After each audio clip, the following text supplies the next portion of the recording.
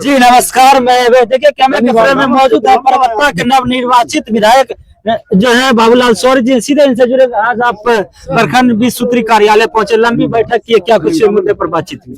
बस हमारे जो भी कार्यकर्ता थे, 20 सूत्री के अध्यक्ष थे मायाराम जी, हमारे गार्जियन और भारतीय के वरिष्ठ नेता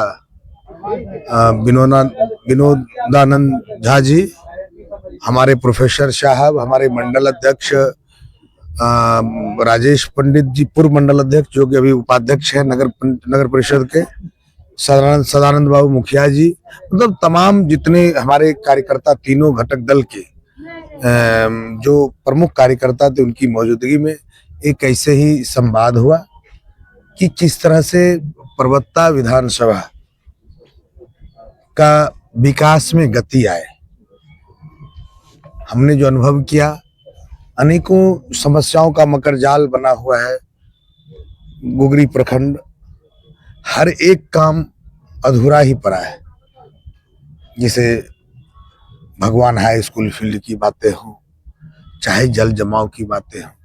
अभी हमारे किसी मित्र ने बोला कि 2000 मतलब सुलोज मकई नहीं सुलोज साइलोज बन जाने, नहीं पहले सुनिए यार। साइलोज बन जाने से क्या हो गया, वहां क्या हुआ, जब साइलोज बना तो वहां पे क्या हुआ कि वो जो बहाव था पानी का, वहां पे एक कह रहा था भमरा था, वो दब गया या उसे बंद कर दिया गया, जिसके चलते पानी जो है निकासी नहीं हो पाई, पूरे खेतों में पानी बसे हुए।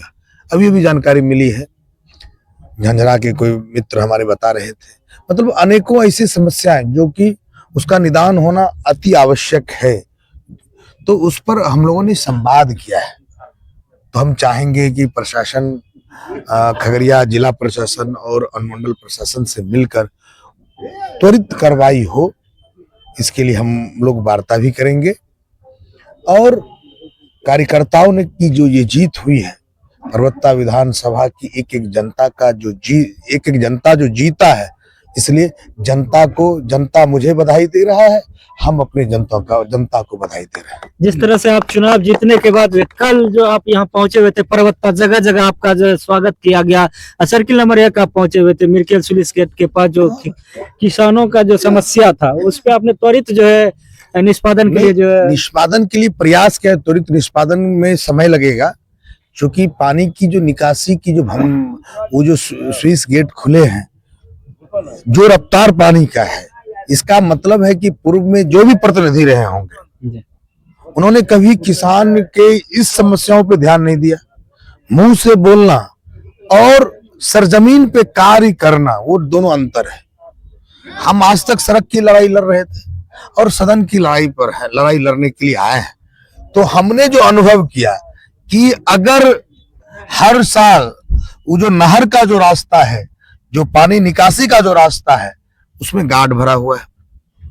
हम धन्यवाद देंगे अपने यहाँ की एसडीओ मैम को, जिन्होंने तुरंत एक्शन में आई, और जिला प्रशासन को जो कि तुरंत एक्शन में आए। और पानी तो निकासी हो रही, लेकिन गाड के चलते पानी का जो रफ्तार है वो रफ्तार नहीं है। और कैसे इसका निदान हो सकता है, इस पर वहां के किसानों ने अपनी बातें रखी, किसानों से संवाद हुआ, और कैसे परमानेंट सॉल्यूशन हो जाए। जब नदी का वाटर लेवल नीचे जाने के बाद फिर भी खेतों में पानी फंसा रहे, इसका मतलब है अगर लेट बुआई हो तो किसान में खुशहाली नहीं, कि किसान खुशहाल हो नहीं सकता है, क्योंकि लेट बुआई का मतलब है कि फसल नहीं हो पाएंगे।